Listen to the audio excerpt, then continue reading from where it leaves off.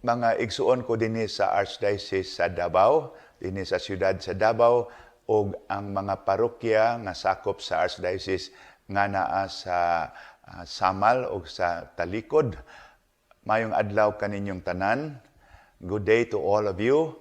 Aniya na usab ako, inyong ubos nga Arsobispo, maghatag kaninyong dugang pang mga pamahayag bahin sa itong malisod nga kahimtang karon. This pamahayag na numero ang number 5 nga ato nang gitawag karon Pastoral Advisory number 5 on the coronavirus crisis dinhi sa pertaining particular alang kanato dinhi sa Archdiocese sa Davao. March 21, 2020. Brothers and sisters, many of us will be asking during these days of Lent, especially that we are approaching Holy Week, how can we make our much needed confession? I need to celebrate the Sacrament of Penance and Reconciliation. This question is so real in the context that here in the Archdiocese of Davao and in almost all dioceses in the country, we follow strictly the government's DOH protocol, social distancing.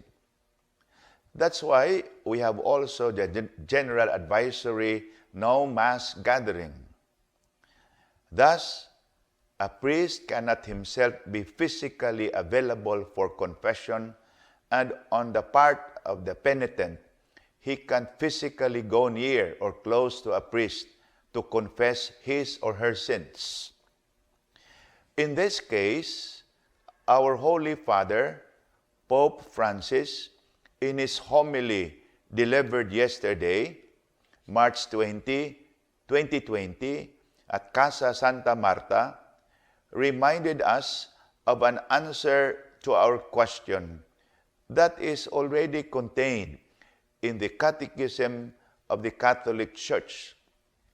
That is, in summary, sa sumada, the penitent makes an act of perfect contrition and promises to go to confession as soon as the nearest possibility is there.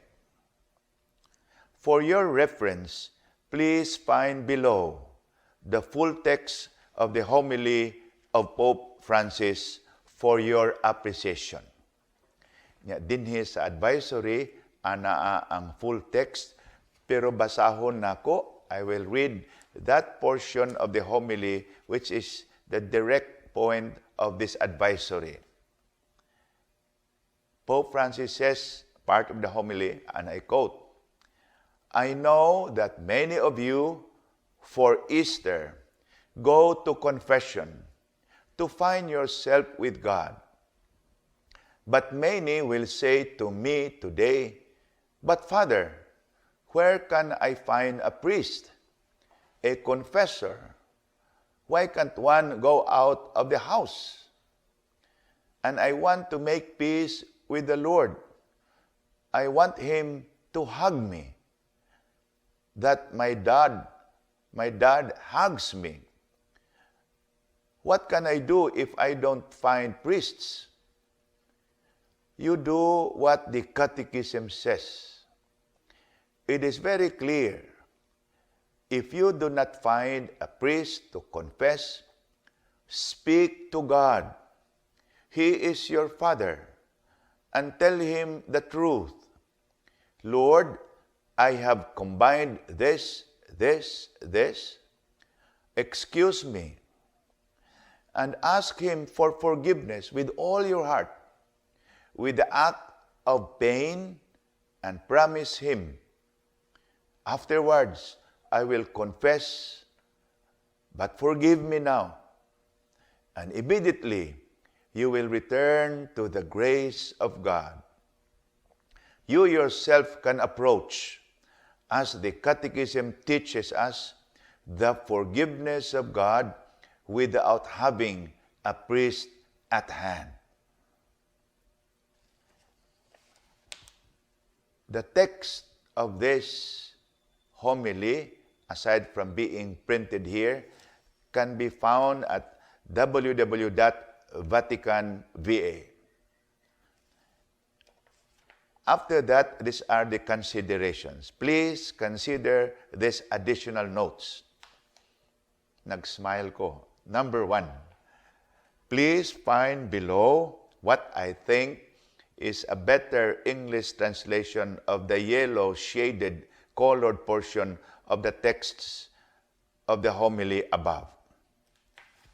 I read again because in the advisory, we cannot change the text from that source. But I think there's a better translation. And I read it again because I think you heard the word combined pain in the text, you will see, and it needs, I think, a better translation. I would read this proposed translation. I know that many of you go to confession before Easter. Many will say to me, "But Father, I can't leave the house and I want to make peace with the Lord. I want Him to embrace me. How can I do that unless I find a priest?"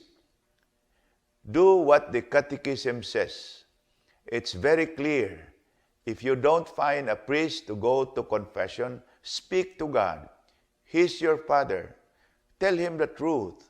"Lord, I did this and this and this. Pardon me." Ask His forgiveness with all your heart, with an act of contrition, and promise Him, "Afterward, I will go to confession." You will return to God's grace immediately. You yourself can draw near, as the Catechism teaches us, to God's forgiveness without having a priest at hand. That's one note. The second note in this advisory, the Holy Father in his homily cited the Catechism of the Catholic Church. Here are the pertinent paragraphs. CCC 1451 and paragraph 1452, or paragraphs 1451 and paragraph 1452.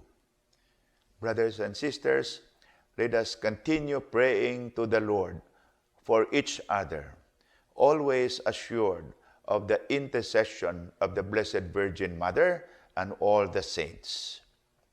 Devotedly yours in Christ, I signed the advisory. Mga igsuon, mao kadto ang advisory, apan doon ako'y ipuno nga mga huna-huna, mga suggestion.